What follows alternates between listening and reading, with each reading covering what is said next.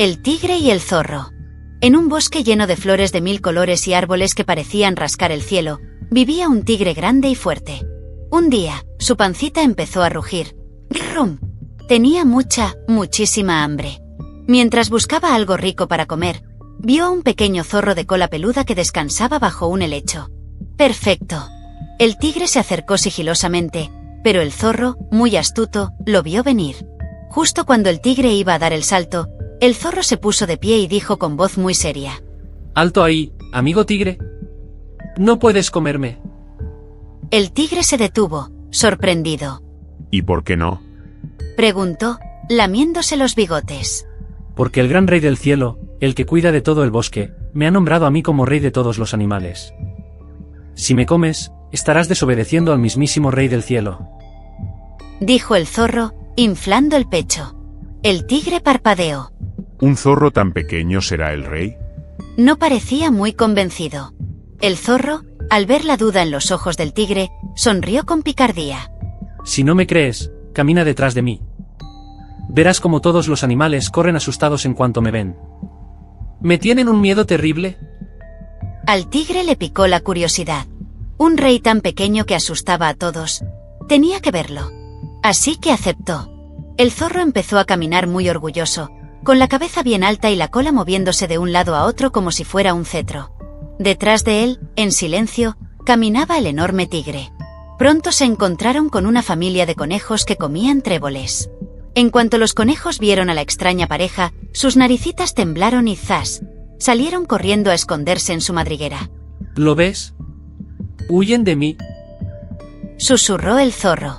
El tigre estaba impresionado. Un poco más adelante, unos monos que jugaban en las ramas de un árbol los vieron.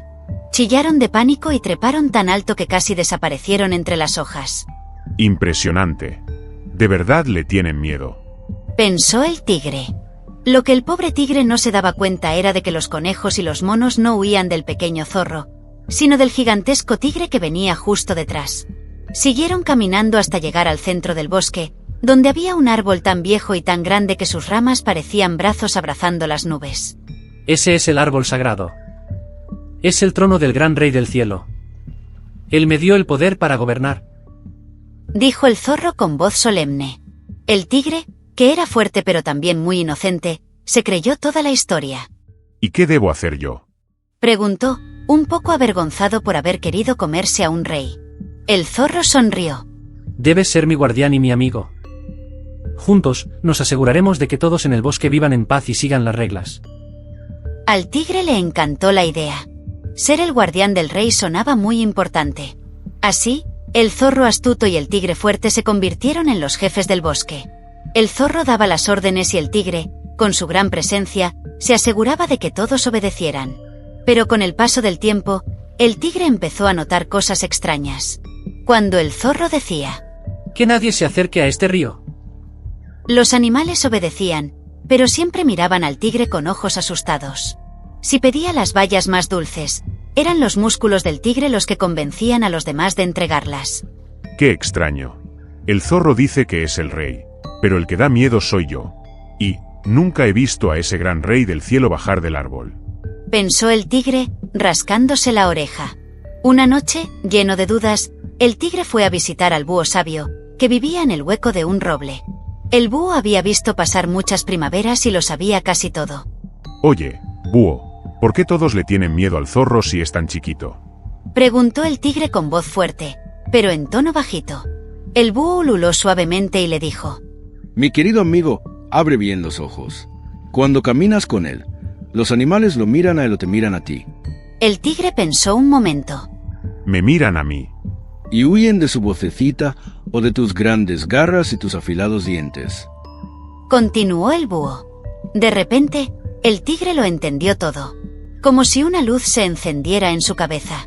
Los animales no le tenían miedo al zorro, le tenían miedo a él. Había sido engañado. Al día siguiente, el tigre fue a buscar al zorro.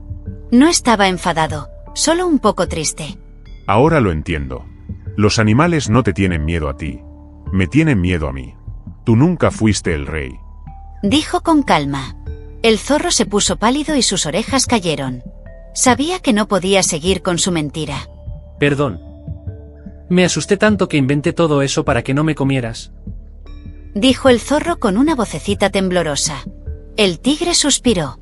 Había sido engañado, pero también había aprendido algo muy importante. Su verdadera fuerza no era para asustar, sino para proteger. Dejó que el zorro se fuera por su camino, y desde ese día, el tigre usó su gran tamaño y su valentía para ayudar a los demás.